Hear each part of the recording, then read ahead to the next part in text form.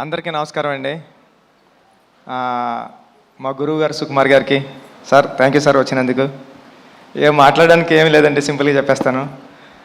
April 30ని రానందుకు క్షమించండి, June 4న వస్తున్నందుకు ఆశీర్వదించండి. Thank you so much.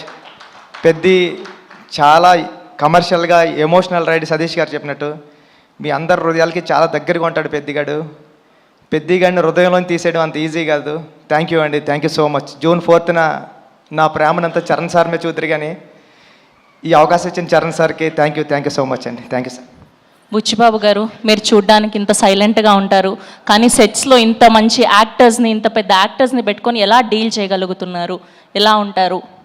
ఎలా మేనేజ్ చేయగలుగుతున్నారు? ఈ టెన్షన్ అండి, అంతే, ఇంకేముంటుంది, మామూలు చేసుకుంటాం. బేసిక్గా ఆన్ సెట్స్లో కూడా వర్క్ చేసేటప్పుడు ఇలానే ఉంటారా మీరు? ఇక్కడ అంతేండి, అక్కడ అంతేండి. సుకుమార్ గారిని అడగాలి సార్, ఇలానే ఉంటారు ఆయన సెట్స్లో కూడా, వర్క్ చేసేటప్పుడు కూడా ఇంతే వినయంగా? మైక్ సార్ అలాగే చెప్పండి, ఇలాగ ఉంటానని. సెట్స్లో ఇంకా వినంగా ఉంటాడు, కానీ విశ్వరూపం కూడా ఉంటుంది. బికాజ్ ఒక డైరెక్టర్కి అంత కమాండ్ ఉంటే కానీ చేయలేరు కదా. So there are 2 sides.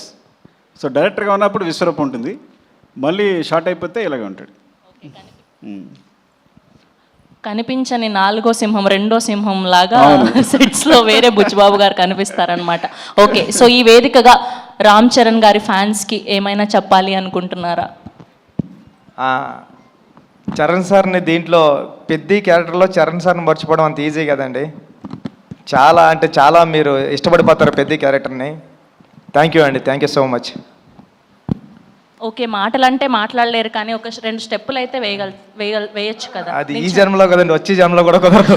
కాదండి, ఈ మధ్య డైరెక్టర్లు భారీగా స్టెప్పులు వేసేసి సినిమాని ప్రమోట్ చేస్తున్నారు, మనం కూడా ఎందుకు ట్రై చేయకూడదు చెప్పండి. ఈ స్టెప్పులు వేస్తానండి. Thank you. అయ్యయ్యో, థ్యాంక్ యూ అండి, thank you so much. So 4th జూన్న మనం పెద్ద వరల్డ్ని చూడబోతున్నాం. సో